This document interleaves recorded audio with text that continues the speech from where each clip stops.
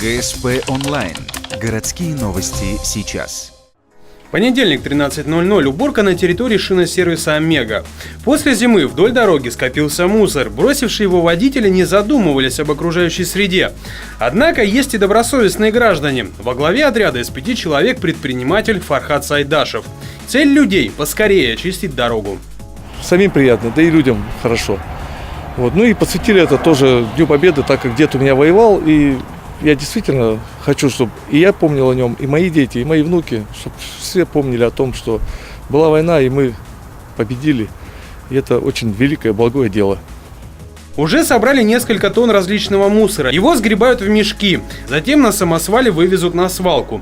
Всего планируют 3 субботника по 4 часа каждый. До 9 мая сотрудники шиносервиса планируют полностью очистить территорию.